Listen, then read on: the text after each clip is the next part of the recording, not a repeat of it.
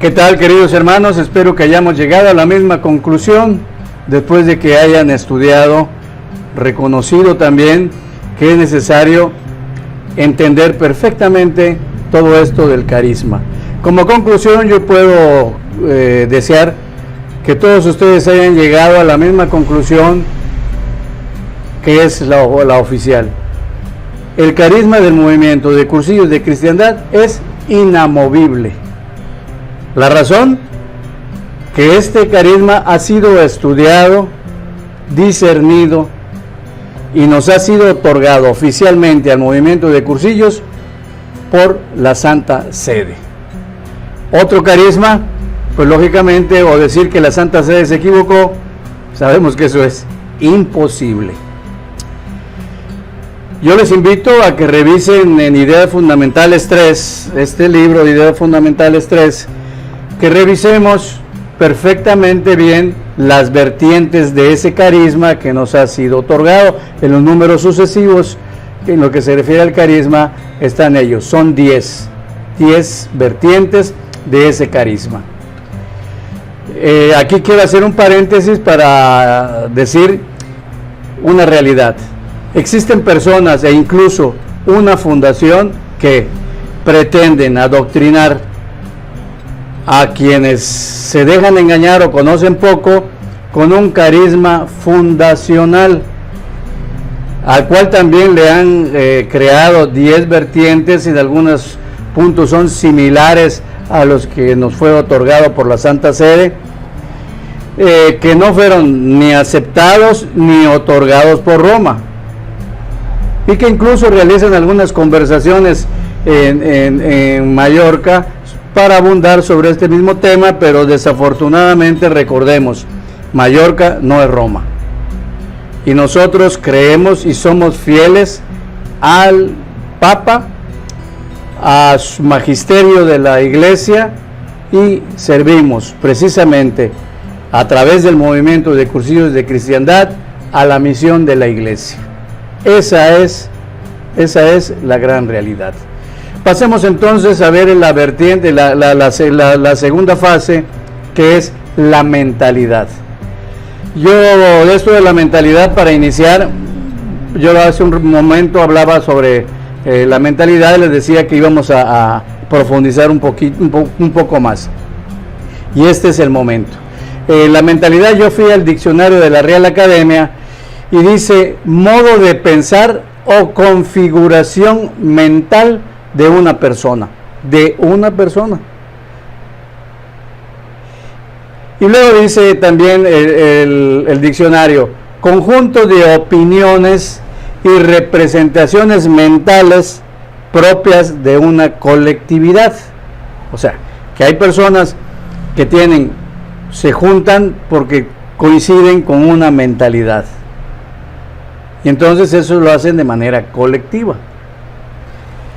Yo quiero decirles que gracias a Dios todos pensamos diferente. Bendito sea Dios que así lo pensó y que así le pareció bien. Porque precisamente pensar diferente es a lo que nosotros le llamamos diversidad. Y como toda diversidad es un potencial enriquecimiento cuando hay un conjunto de personas, cuando todos confluimos en un grupo en el cual hay diversidad de pensamientos. Y ese es precisamente el lema es el lema de este organismo mundial durante estos 4 años. Ese ha sido el lema que nosotros quisimos escoger: unidad dentro de la diversidad de pensamientos. Porque yo soy uno de los convencidos cuando me hago una pregunta: ¿pensar diferente lo vemos como una amenaza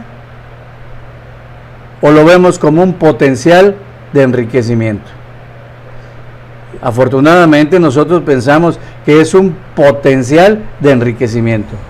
Sin embargo, hay gente que piensa que porque piensas diferente te conviertes en una amenaza. Sabemos que todo grupo, como el movimiento de Cursillos, desea la unidad entre sus miembros, y eso así debe ser. mira cómo se aman, para que tengan credibilidad, que permanezcan unidos como tú y yo estamos juntos. Pero hay algunos dirigentes en algunos secretariados o en algunas escuelas que buscan la uniformidad de pensamientos, eliminando las diferencias que hay entre los miembros. Es decir, tú piensas diferente, entonces ya no tienes cabida en nuestro grupo. Y si buscamos la uniformidad, destruimos a la persona, destruimos su originalidad, su propio carisma, en pocas palabras, su personalidad. En consecuencia, se reduce la riqueza del grupo. Claro, porque esa riqueza que puede aportarse al hacer nosotros una acepción de estas personas, reducimos a los que solamente tenemos el mismo pensamiento y la misma mentalidad. Esta tendencia de eliminar lo diferente para lograr la unidad, también lo podemos encontrar a veces en la familia. Quisiéramos que todos nuestros hijos o que todos nuestros hermanos piensen igual y queremos tratarlos igual. Y cuando hay un hermano, un tío, un sobrino, algún familiar que piensa diferente, entonces dejamos de visitarlo, dejamos de frecuentarlo, dejamos de invitarlo incluso. ¿Por qué? Porque pues decimos, es que nos echa a perder la fiesta. Esta tendencia de eliminarlos, decimos, también va en el trabajo, y desafortunadamente también lo encontramos en el movimiento de cursillos de cristiandad. Y entonces vemos cómo hay grupos que son afines, que ejercen presión para tratar de unificar, para formar o deformar el estilo que debe de tener el grupo. Lo primero que intentamos de hacer cuando no hay esa mentalidad es relegar a aquella persona que no ha adquirido la misma fisonomía que tiene el grupo y que nosotros queremos imponerle a esta persona. Y lo más común es que empecemos a excluir a los que cuestionan, a los que buscan nuevos métodos o que se resisten a que los estandaricemos o uniformemos en la misma mentalidad que a veces tiene el presidente, él o la vocal de grupo, de la escuela. Estas diferencias, lo que sucede es que ocasionan tensiones. Tú llegas a una escuela y notas inmediatamente la tensión que existe entre los dirigentes. Y esa tensión te va a llevar después a rupturas. ¿Cuál es la solución? Lógicamente no es eliminarlas, sino simple y sencillamente lo que necesitamos es sentarnos, primero nosotros a entender que las diferencias son benéficas para la comunidad. ¿Por qué? Porque las comunidades están integradas por personas únicas e irrepetibles, y lo único que tenemos que hacer nosotros es entender esto y hacérselo entender también a la otra persona a través de algo que nosotros llamamos diálogo. Y en el diálogo no debe haber ni vencedores ni vencidos. Y aquí el reto está en que precisamente nosotros logremos, como dirigentes responsables del movimiento de cursillos de cristiandad, lograr la unidad respetando las diferencias de los demás miembros del movimiento de cursillos de cristiandad, ya sea en el secretariado, ya sea en la escuela, en la reunión de grupo. El mejor ejemplo de esta unidad que nosotros debemos procurar, y que esa es nuestra responsabilidad dentro de lo que se refiere al servicio que prestamos en los cargos que así se llama precisamente de responsabilidad en el movimiento, es que tengamos como ejemplo la comunidad por excelencia de unidad, que es la Santísima Trinidad. Aquí está el origen teológico y es nuestro ejemplo que debemos de tener siempre en mente. Ahí se da la máxima diferencia, un solo Dios en tres personas distintas. Un solo Dios en tres personas distintas. Qué interesante. Y este debe ser nuestro modelo. Y para que podamos llegar a este modelo, ideas fundamentales, voy a insistir que todo lo vamos a ver en ideas fundamentales. En ideas fundamentales, en el número 64, nos va a decir lo siguiente: porque también para poder entrar al tema de mentalidad, ideas fundamentales, cuando la comisión redactora hizo su propia redacción sobre la mentalidad y dice: mentalidad es un modo de pensar, una perspectiva, un conjunto de creencias, ideas, actitudes y valores de una persona, de una cultura o de una sociedad. Complementa bastante bien la definición que tiene la Real Academia. Apreciemos las palabras conjunto de personas, creencias, ideas, actitudes y valores. Esto es algo que necesariamente necesita tener la mentalidad de quienes estamos en el movimiento de Cursillos de Cristiandad. En el número 65, Ideas Fundamentales, nos va a decir: en la mentalidad está el núcleo irreductible que identifica el movimiento de Cursillos de Cristiandad, la expresión inicial y directa del carisma del movimiento. Notemos la gran diferencia. Aquí sí se define perfectamente algo que es difícil de entender cuando no nos los explican en las escuelas. Yo quisiera a veces que todos entendiéramos esta gran diferencia. Una cosa es la mentalidad que cada uno y cada de nosotros tenemos, y como conjunto dentro del movimiento, como personas, lo que caracteriza nuestra personalidad. Y otra cosa muy diferente es la mentalidad del movimiento de Cursillos de Cristiandad. Aquí hay una gran diferencia. Se define entonces que la mentalidad del movimiento de Cursillos no es la misma mentalidad de nosotros los cursillistas. Cuando llego a este punto, lo primero que levantan la mano me preguntan: ¿me lo puedes explicar con más detalle? Tal vez con manzanitas. Yo hablaba en el espacio anterior de esa famosa metanoia, que es el cambio de mentalidad. ¿Qué necesitamos entonces nosotros para ser buenos dirigentes del movimiento de Cursillos de Cristiandad? Hacer ese cambio de mentalidad, o intentar hacer el cambio de mentalidad muy propia, muy nuestra, nuestros rasgos que nos identifican, que nos dan nuestra autenticidad, y tratarla de armonizar con la mentalidad que es la expresión inicial y directa del carisma del movimiento. Dos cosas completamente diferentes. ¿Es esto posible? Sí. Sí es posible. En el número 59 nos va a decir Ideas Fundamentales algo muy parecido. Es esencial entender la dimensión carismática del movimiento. Si no entendemos esto, que el movimiento tiene su propia dimensión carismática, entonces estaremos tratando de hacer esos cambios que nosotros pensamos que son benéficos y que debería de tener el movimiento. Reconociendo que en su fundamento hay un don especial del Espíritu, no solo pura iniciativa humana, y por tanto la participación en el movimiento que está inspirado en el Espíritu necesariamente tiene que vivirse desde el Espíritu, acogiendo, adhiriéndose, viviendo el carisma. ¿Qué diferencia?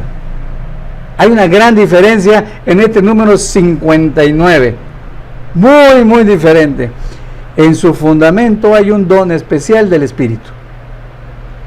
Y si el movimiento está inspirado por el Espíritu, nuestra participación entonces tiene que vivirse desde el Espíritu Santo. Pero ¿cómo la voy a vivir, Dios mío, si yo estoy en pecado? ¿Cómo la voy a vivir si soy de las personas que dudamos hasta de que existe el Espíritu Santo? Para poder hacer esto, me preguntaban, ¿qué tan difícil es esto? Pues posible sí es, difícil también. Tenemos que reconocer que también es difícil, pero de que es posible y lo han logrado muchísimas personas. Para poder lograrlo, tengo que adaptar mis pensamientos, mis ideas, mis procedimientos bajo la luz del Evangelio y bajo la luz del Espíritu Santo. Ejemplo, Yo antes de escribir, de hablar con ustedes, días antes vengo preparándome espiritualmente. Me arrodillo, oro, pido luces y le digo, Señor, que yo pueda decir lo que ellos necesitan y lo que tú quieres que ellos escuchen. Imagínense que cuando nosotros hacemos algo en el movimiento y lo empezamos a hacer porque a nosotros nos parece bien. Cuando hacemos las situaciones que hacemos en el movimiento porque pues a nosotros nos pareció. Y ni siquiera tomamos en cuenta a nuestro Padre Dios. Y cuando a veces las cosas salen mal, porque a veces salen mal, hay que aceptarlo, no echarnos la culpa a nosotros o a los demás, sino solamente decir que a lo mejor el Señor pensó que no era conveniente en ese momento. Pero en esto tiene que haber una gran docilidad de nosotros los dirigentes para que nos dejemos conducir, guiar y orientar por la discreta acción del Espíritu Santo. Y el Espíritu Santo actúa y sigue actuando, lo decía yo en el espacio anterior, y su acción es muy discreta. No vayas a pensar, como decía el Evangelio, no el Evangelio de la Santa Escritura, cuando Elías esperaba que viniera un gran estruendo y el Señor llegó en forma de una brisa suave.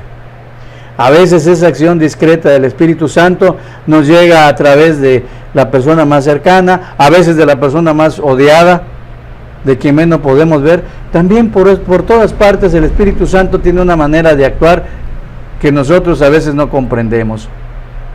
Si nosotros nos dejamos guiar, si nos dejamos orientar, sobre todo los que tenemos algún servicio de responsabilidad en el movimiento, tenemos que dejar atrás al hombre viejo, a lo que yo era, a lo que yo pensaba, y revistiéndonos del hombre nuevo, sobre todo cambiando nuestro corazón, que a veces mientras más vamos subiendo encargos o servicios de responsabilidad, más vamos endureciendo nuestro corazón. Y poco a poco vamos pensando que todas esas responsabilidades que vamos recibiendo es que nos lo merecemos por nuestros méritos propios. Y dejamos a un lado precisamente la acción del Espíritu Santo. No nos conformemos con actuar y tomar decisiones con nuestras maneras de pensar. Pongámoslo siempre a los pies del sagrario, y ahí encontraremos más que nada la inspiración suficiente y la seguridad de que lo que estamos haciendo está bendecido por Dios. Y a esto le llamamos confiar en Dios. En el número 58, Ideas Fundamentales, nos va a decir: es necesario un equilibrio entre la fidelidad al carisma original y la fidelidad a la necesaria renovación que inspira el Espíritu Santo de Dios según las necesidades de los hombres de nuestros tiempos. No se trata de escoger entre dos opuestos, nos va a decir Ideas Fundamentales, sino de la integración de ambos, fidelidad y renovación. Fidelidad al carisma original que inspiró el Espíritu Santo y renovación del movimiento para seguir respondiendo a las demandas del mundo actual. ¿Qué cosa más interesante encuentro yo en estos pensamientos plasmados en Ideas Fundamentales 3? Es decir, que tenemos que armonizar, como ya les había dicho, nuestra mentalidad personal con la mentalidad del movimiento que está inspirada por el Espíritu Santo, pero que al mismo tiempo nosotros, inspirados por el Espíritu Santo, no por tomar decisiones propias, encontremos un equilibrio entre la fidelidad al carisma original y la necesaria renovación del movimiento con ideas nuestras inspiradas por Dios. Y este es el perfecto ensamblaje de que nos va a hablar precisamente Ideas Fundamentales 3. Me gustaría pues que estudiemos estos números, que saquemos conclusiones, que lleguemos a ciertos puntos de acuerdo, y nos vemos en el siguiente entrega, en el siguiente espacio, que se llamará la finalidad del movimiento, y si hay acaso necesidad de alguna renovación sobre el aspecto que estamos viviendo el día de hoy. El mundo ha cambiado. Cuando la pandemia termine algún día, veremos que el mundo ya no es igual. Y el movimiento tendrá entonces que adaptarse precisamente a estas situaciones, respetando su fidelidad al carisma original inspirado por el Espíritu Santo y con una realidad que nosotros tenemos ahora en el mundo y que tendremos que integrar perfectamente bien. Y la palabra adecuada es esa que utiliza ideas fundamentales: armonizar. Y armonizar es sin violencia, sin forzar, sino que es de común acuerdo en un consenso. Hasta aquí esta entrega, queridos hermanos, y nos vemos en la siguiente conclusión y en la parte final de este tema de colores.